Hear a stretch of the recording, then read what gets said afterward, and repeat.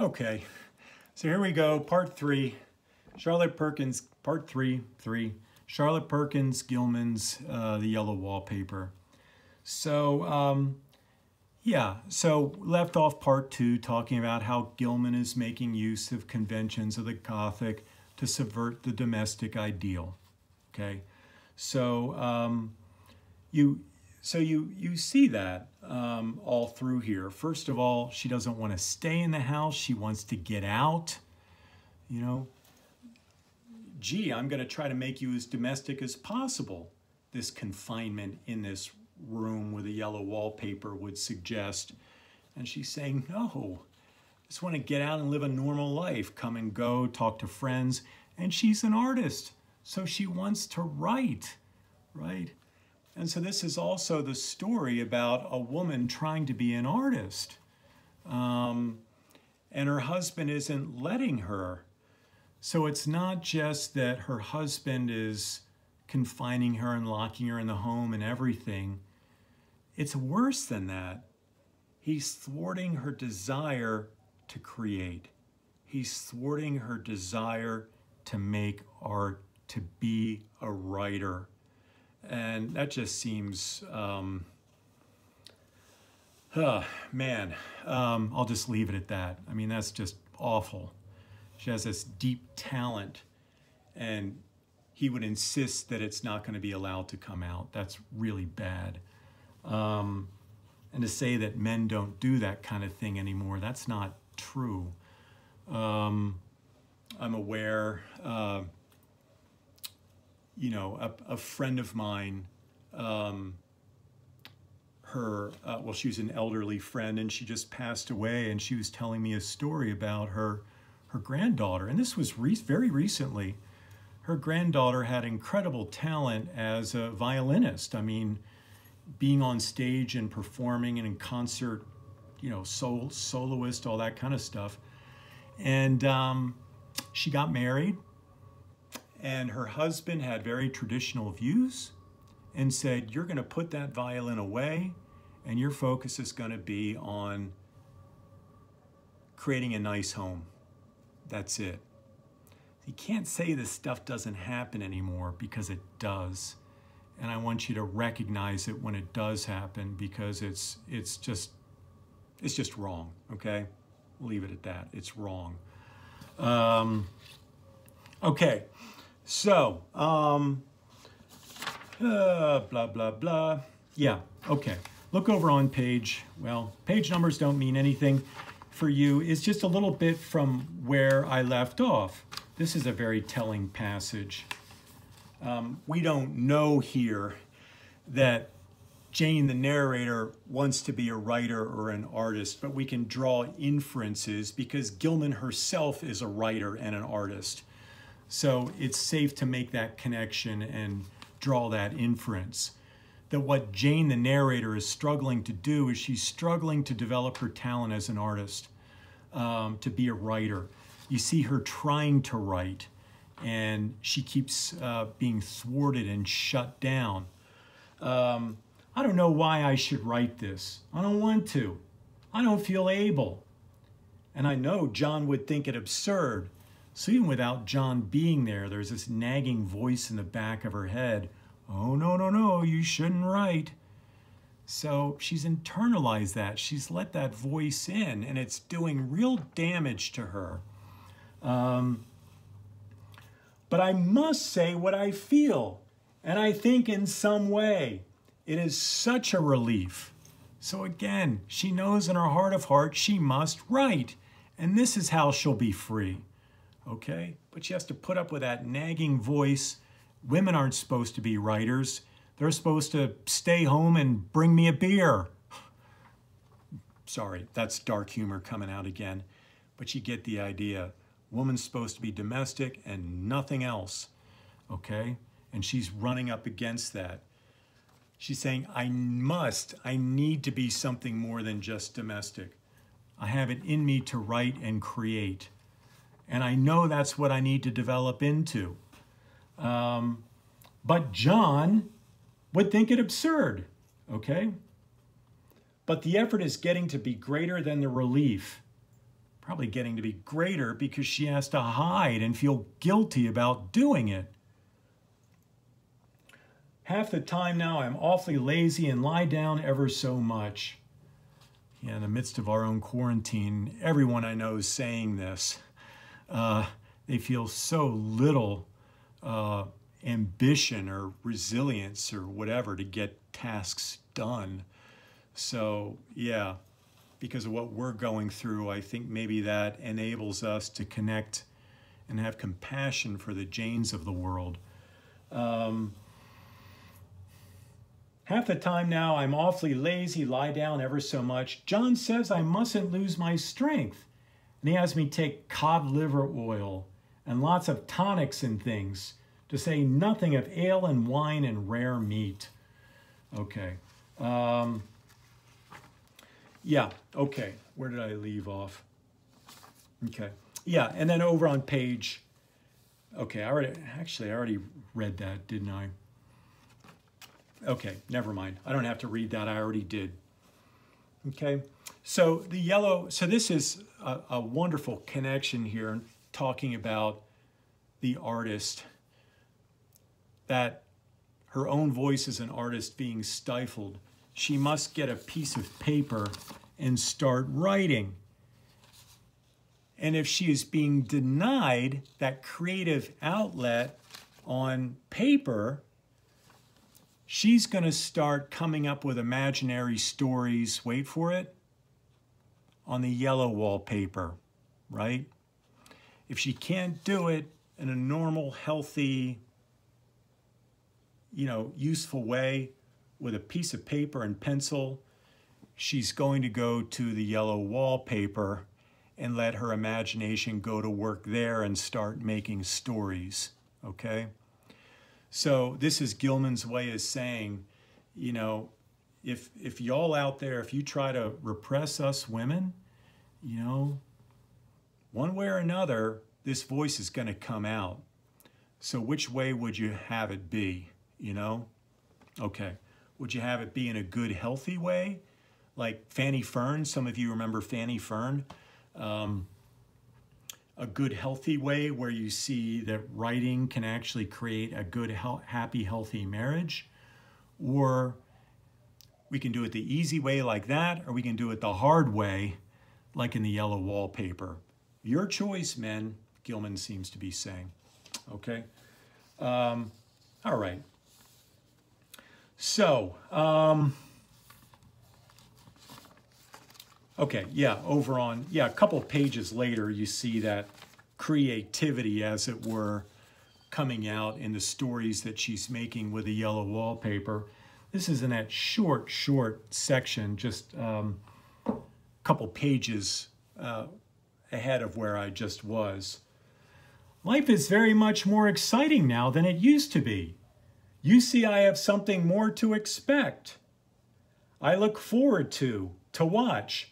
I really do eat better, and I'm more quiet than I was. John is so pleased to see me improve. See, this is funny, folks, okay? Bitterly, ironically funny. She's happy because she's made her friends on the wallpaper. Okay? And she has something to look forward to, the latest installment, whatever she's going to see behind that screen of the paper. John is so pleased to see me improve. He laughed a little the other day and said I seem to be flourishing in spite of my wallpaper. Again, this is supposed to be funny. I turned it off with a laugh. I had no intention of telling him it was because of the wallpaper. He would make fun of me.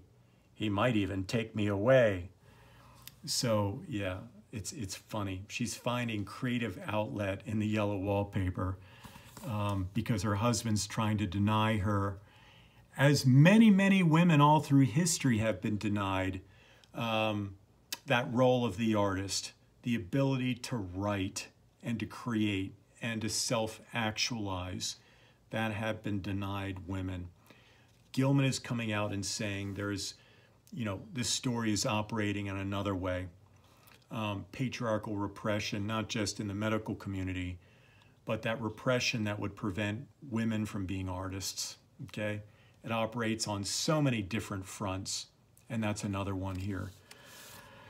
Okay, so, yeah, at this point, I'd stop and ask if there are any questions.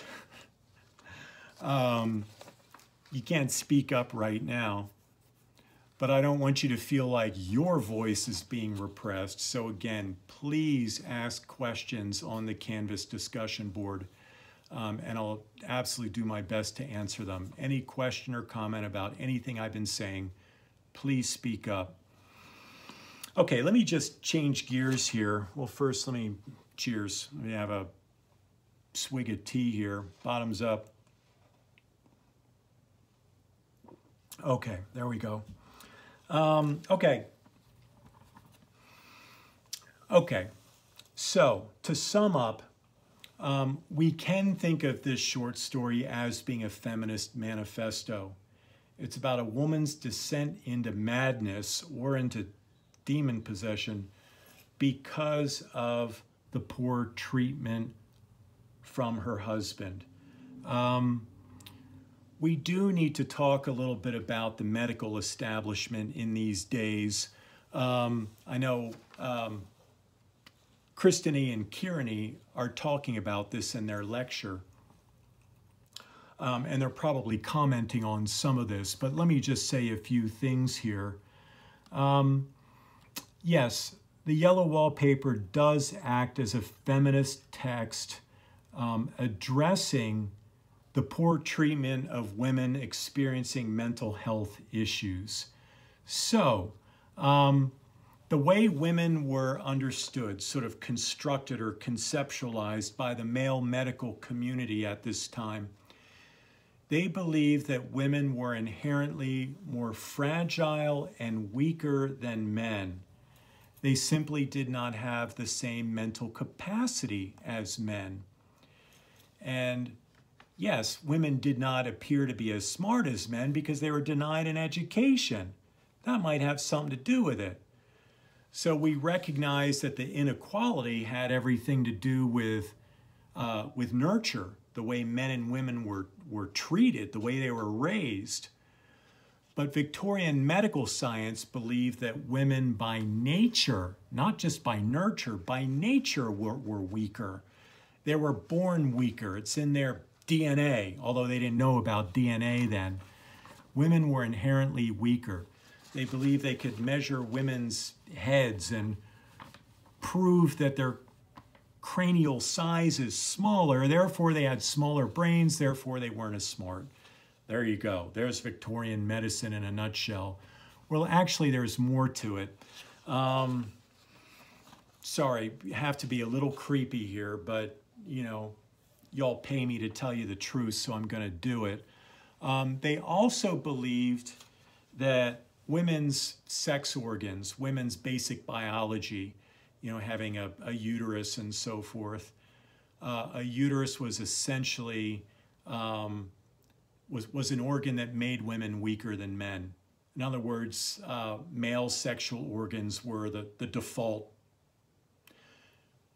Male biology was the default biology. Women's biology was like other or different or a deviation away from what was male and what was normal. Okay? You with me so far? So the belief then was that women's weakness, mental weakness, was somehow an expression of women's sex organs, women's uterus. So women being, I know this sounds crazy and I hate talking about it because it's creepy and crazy at the same time, but I promise it's the truth, okay? This is what people believed 150 and more years ago. Okay, so the belief was that if women were mentally ill, the problem resided in their uterus, okay? Let me give you proof of what I'm talking about. Everyone has heard the term hysteria, right? Oh my gosh, this or that happened and she was hysterical. Okay, ready for this? Hysteria, hysterectomy.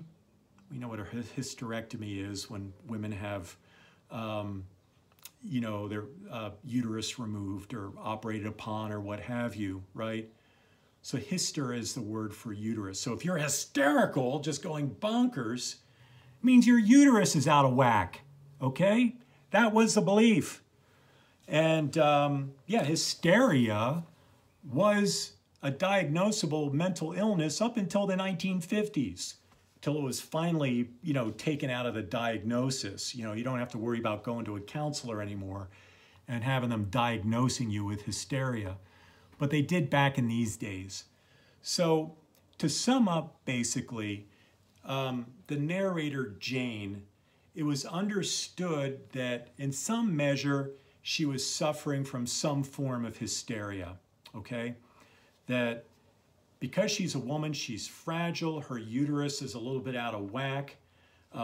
Chances are she's thinking and writing too much. So whatever vital psychic energy she has, it's all up in her brain. And she needs to preserve all the energy she can to manage her uterus.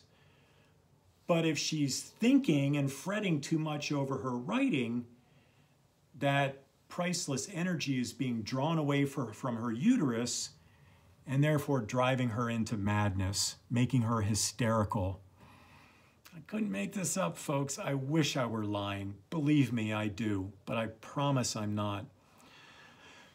So, with that understanding of women's mental health and women's physiology, the belief was just put women to bed. Let them lie in bed, don't read, don't think, don't write, don't do anything like that. Leave the thinking and writing to men, right? You women, you stop doing that. Do the rest cure, lie there for 2 months and do nothing, and then that will get all the psychic energy back into balance. That uterus will settle down, her brain will settle down, and everything will just operate in nice harmony from here on out. That was the quote-unquote logic of that medical science, okay? That was the belief, okay? All right, so there are all kinds of mental health diagnoses that were, conveniently enough, ascribed to women who didn't fit that neat domestic ideal. Women are supposed to be pure, as we've learned this semester, right? Women who had a high sex drive and they're running around having multiple partners and all that stuff, that's where that term nymphomania comes from, right? It sounds like something like some kind of, some kind of male fantasy or something like that. Oh man, room full of nymphomaniacs, man, that's awesome, right? But it was actually a serious mental health diagnosis. Women aren't supposed to have high sex drives, right? And if she does, she's a nymphomaniac and she's got to get that system back in alignment, okay? Women who talk back to their husbands too much. All these kinds of things were understood to be signs of mental illness. So, if women don't fit into that nice, neat category, we talked about true womanhood, piety, purity, domesticity, submissiveness. If she's out here wanting to be a writer, or if she's out here on Tinder wanting to sleep around or whatever, okay, she's out of that true womanhood ideal. And therefore, understood not just to be a bad woman, she's understood to be crazy, okay? And mental health diagnoses, or treatment I should say, would be about getting women back into that domestic ideal. So that's what's going on with Jane, the narrator. She's doing stuff that she shouldn't be doing, writing, thinking, reading, what have you. Leave that to men, right? Okay? That was the belief. Make her stop all that, sit still and do nothing, be locked up in the house, and then she'll get back to normal. And again, consider what normal is. A normal woman was a good woman who knew her place in the home, was submissive and pure and all that stuff, right? Okay, so you get the idea. Mental health treatment was about making women, forcing women into that true womanhood ideal. Okay, so, so let me just wrap up with this. Well, wrap up with a couple more things. Okay, a couple of you mentioned Ware Mitchell. He is mentioned by name in this story. Ware Mitchell was the one who invented this rest cure, and Gilman herself was subject to it. So this is from, you can see at the top here, Silas Ware Mitchell's rest cure. So he wrote a how-to. This is how the rest cure works. This is how we can apply it, etc. So I'll just read portions of this. Usually after a fortnight, meaning 2 weeks, I permit the patient to be read to 1 to 3 hours a day, but I am daily amazed to see how kindly nervous and anemic women take to this absolute rest and how little they complain of its monotony. Well, you can see poor Jane. She didn't feel like she had a voice to say how she really felt. If you have a mansplainer just glaring at her, you know, okay, I dare you to speak up and contradict me, right? You know, of course she's going to seem happy, but you don't know how to listen to her, so you don't know, okay? So that's Ware Mitchell. The moral uses of enforced rest are readily estimated. From a restless life of irregular hours, the life of an artist, in other words, and probably endless drugging, from hurtful sympathy and overzealous care, the patient passes to an atmosphere of quiet, to order, to control, to the system and care of a thorough nurse, to an absence of drugs, and to simple diet. See, that's the rest cure. Just settle women down, put them in bed for 4 weeks, and they'll be fine, right? Okay, now we have Charlotte Perkins Gilman. This whole story that we got done reading is contradicting Ware Mitchell and saying, no, there's nothing fine about any of this.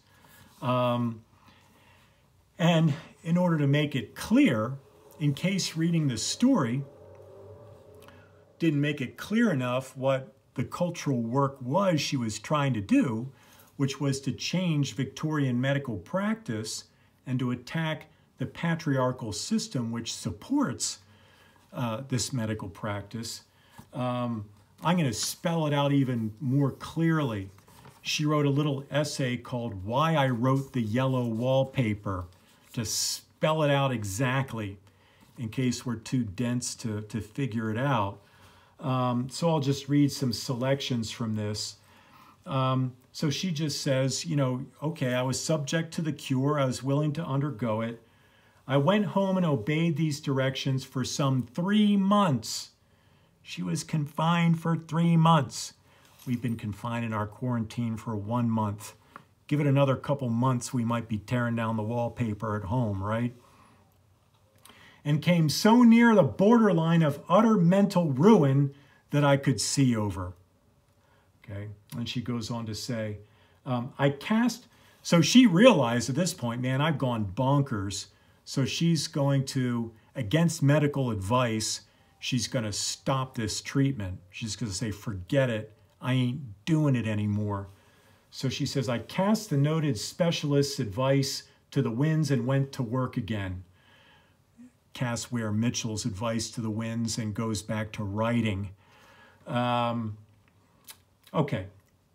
And the best result is this. Okay, sorry.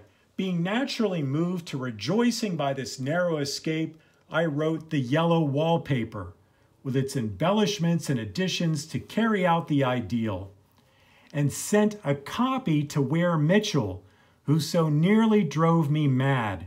He never acknowledged it. Yeah, I guess not. She goes on to say, but the best result is this. Many years later, I was told that Ware Mitchell, the great specialist, had admitted to friends that he had altered his treatment of neurasthenia or hysteria since reading the yellow wallpaper, okay? So it worked, right? This is a clear example where a woman writing a story had immediate effect in resisting poor treatment and making positive changes, okay? The story was not intended to drive people crazy, but to save people from being driven crazy. And it worked. And it worked. So thank you, Charlotte Perkins Gilman. We don't have to worry about the rest cure right now. There are still mansplainers out there. So it teaches us to be on guard about mansplainers. And she's also given us a fabulous short story to read that's really a lot of fun. So I hope you've enjoyed it. Okay, well, I'll leave it there. And if you have any questions, please put them on Canvas. Okay. Good night.